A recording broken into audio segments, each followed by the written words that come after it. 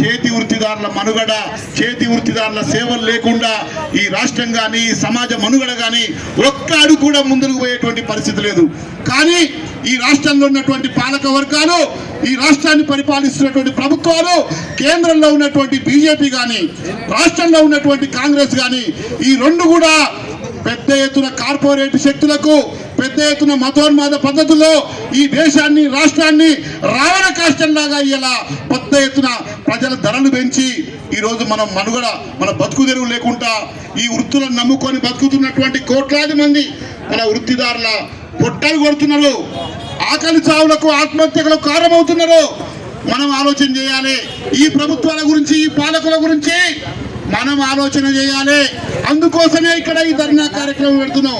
3,25,000 కోట్ల బడ్జెట్లో 3,25,000 కోట్ల బడ్జెట్లో కామారెడ్డిలో మేము 5 ఏళ్ల పరిపాలనలో ప్రతి సంవత్సరం 20,000 కోట్లు, 5 ఏళ్లలో 1,00,000 కోట్లు ఖర్చు పెడతామని చెప్పి కామారెడ్డిలో అధికారంలోకి రాకముందుకు ప్రకటించిండ్రు.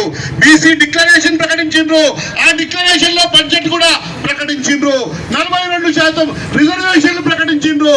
రేవంత్ రెడ్డికి పైకి చూస్తానికి ఒక విధంగా కనబడతాడు, లోపల ఇంకో విధమైనట్టు రేవంత్ రెడ్డి ఉంటాడు. పైకి బీసీలకు ఏదో న్యాయం చేస్తున్నట్టు, ఆయనే మొత్తం బీసీల నాయకుడుగా చెప్తున్నట్లు